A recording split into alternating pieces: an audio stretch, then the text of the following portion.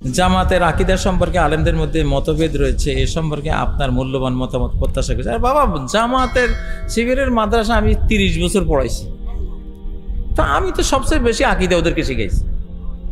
তো আকীদা খারাপ হইলে কি আমি আমার চোখে পড়তো না এগুলি? আলহামদুলিল্লাহ, এই দেশে আকীদা খারাপ এটা বলার কোনো সুযোগ নেই। কিছু মাসলায় ওই যে একতলাপ একটু থাকেই, এটা আকীদের মাসলা না, এটা হলো সিয়াসিয়াত ইজতিহাদিয়াত। রাজনীতি হলো ইজতিহাদের বিষয়। আমি ইজতিহাদ করছি, গবেষণা করছি, আমার গবেষণা এটা উত্তর দিকে সমাধান, আপনি গবেষণা করেছেন আপনার গবেষণা দক্ষিণ দিকে সমাধান। আপনি আমাকে বলতে পারবেন না আপনারটা বাতিল। এক মুজতাহিদ আরেক মুজতাহিদের ইজতিহাদকে বাতিল ঘোষণা করতে পারে না। ইমাম আবু হানিফা এটা বলতে পারেন না যে শাফির সব মাসলা বাতিল, এটা বলার অধিকার নাই। ওনারটা ওনার হিসাবে ঠিক আছে, উনি ভুল করলে 1 সওয়াব পাবেন, শুদ্ধ করলে 2 সওয়াব পাবেন। ভুল করলে রসগোল্লা একটা পাবেন, ভুল না করিয়ে শুদ্ধ করলে রসগোল্লা কয়টা? ইজা ইজতাহাদাল হাকিম ফাআসাব ফালাহু আজরান। আল্লাহু আকবার। হাকিম বা কোনো মুজতাহিদ গবেষণা করে যদি সঠিকটা বের করতে পারে, ডাবল পুরস্কার। ওয়াইন আখতা ফালাহু আজরুন। আর যদি ভুল করে, শাস্তি নাই, দণ্ড নাই, অপরাধ নাই, তার জন্য একটা সওয়াব আছে, কারণ সে সত্য জানার জন্য একটা চেষ্টা করেছিল। আমাদের জামাতে ইসলাম বলেন, ছাত্র শিবির বলেন, এরা বাংলাদেশে খুব আল্লাহওয়ালা দুইটা দল। এরা যেই কোনো হক কথা মানি নেয় অকাতরে, কোরআন সুন্নাহর সত্যটা বুঝতে পারলে এরা মেনে নেয়। আমি দেখছি, আমার সারা জীবনের অভিজ্ঞতা। যাই হোক, এখন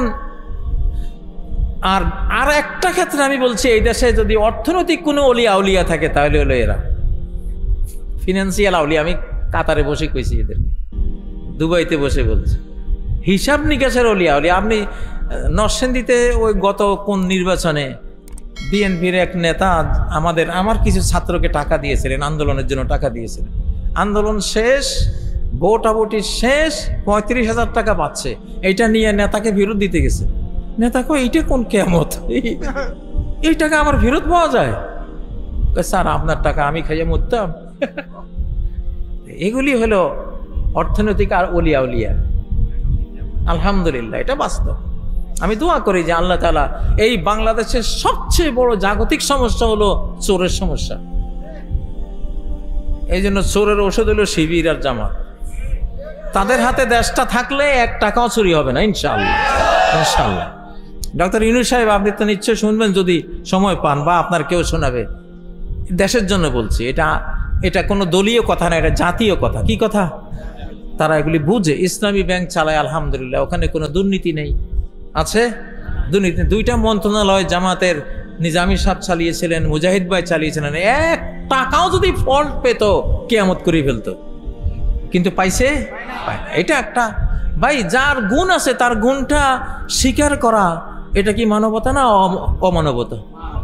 এটা মানবতা। কেন স্বীকার করবেন না? এটা স্বীকার করা উচিত। সব দলের মধ্যে ভালো আছে। হেফাজত ইসলামের লক্ষ লক্ষ আলিম ওলামা আছে, ওনারা মসজিদ মাদ্রাসা, আমি যেই 6000 মক্তব চালাইছি, আমার প্রায় শিক্ষকই ওনাদের শিক্ষক। কারণ এই ময়দানে ওনারা লাগবে, ওনাদের ছাড়া আমরা পারবো না। যার যার অঙ্গনে যিনি সেরা, ঠিক না? ওনারা তালিমের অঙ্গনে সেরা, ওনাদেরকে সেখানে লাগাইছে। ইনারা অর্থনৈতিক অঙ্গনে, দেশ পরিচালনার অঙ্গনে, রাজনীতির অঙ্গনে ইনাদের প্রায় শতাব্দীর অভিজ্ঞতা। এই অঙ্গনে ওনাদেরকে মানতে হবে, ওনারা ইমাম, ঠিক নয় কি? ইনশাআল্লাহ।